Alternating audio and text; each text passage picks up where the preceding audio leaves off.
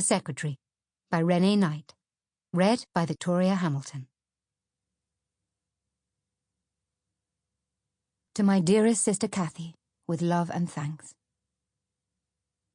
For I have sworn thee fair, and thought thee bright, who art as black as hell, as dark as night. William Shakespeare. 1. The Secretary is the most dangerous person in the room. I couldn't help smiling when I first read that sentence. It was in one of those old-fashioned detective novels, a cosy drawing-room whodunit, its pages littered with dead bodies. I curled up amongst them, pored over the details of their savage ends without feeling the least discomfort, safe in the knowledge that all would be well, each thread tied up, the criminal brought to justice, 3 cheers for the clever sleuth. Real life is not like that. There are always loose ends, untidy fraying edges, however hard one might try to keep things neat. And justice? Justice is something I lost faith in long ago. I've read An Unquiet Woman countless times now. It's one of the few books I brought with me to the Laurels, and on nights when I can't sleep, it's the book I reach for, it's the book that sends me off. What made me smile was when I imagined the shocked looks on the faces of the well-dressed ladies and gents gathered in the drawing-room, as they heard the detective denounce the villain. "The Secretary," he said, turning and pointing to the bitter spinster, perched no doubt on the least comfortable chair in the room.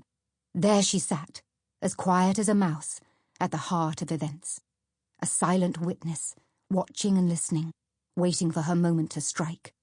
One by one she took down those who thwarted, used, and, most foolish of all for her victims, underestimated her. I have been a secretary for nearly 20 years, so of course I was amused when I discovered the villain of An Unquiet Woman was one of my kind. I identified with her, saw defiance on her face as she looked back at her accuser, and I could almost hear, as she must have, the sound of the stopper being removed from a crystal decanter as she was led away, and then her betters drinking a toast to justice as the door was closed behind her. It is a sound I'm familiar with, that tinkle of cut glass, a welcome drink at the end of a busy working day. "Christine, won't you join me?" And I always did. I never said no. An Unquiet Woman was published half a century ago, but being a secretary back then was, it seems, not so different to now. That ability to make oneself invisible. It is astounding the number of conversations carried on in front of us as if we don't exist. The silent witness is a role I'm quite used to. Watching, listening, as quiet as a mouse, at the heart of events, my loyalty and discretion never in question. And yet loyalty and discretion are qualities for which I have paid a heavy price. I have been humiliated in a most public way. I hate to think what would have become of me if I hadn't been rescued by the Laurels. I found sanctuary here. No one forced me to come. It was my own choice, though the circumstances were not of my making. Still, I hesitate to call myself a victim. Let's just say I'm taking some time out to consider the next stage of my life. 43 is too young to retire. I have tried to apply a work ethic here at the Laurels and have set myself the task of putting the past into order.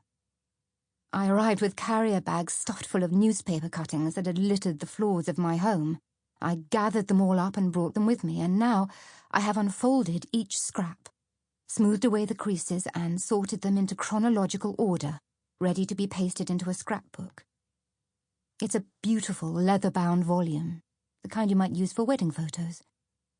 I suppose it's a kind of occupational therapy. Every page I complete, rewinding the clock and taking me back.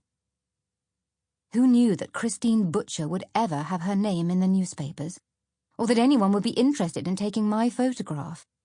Yet there I am. My moment in the spotlight, a brief period last year, 2012. Most people probably skimmed through the references to me, their eyes scudding over the words until they came to what they considered the meat of the story. They will have forgotten. Sample complete. Ready to continue?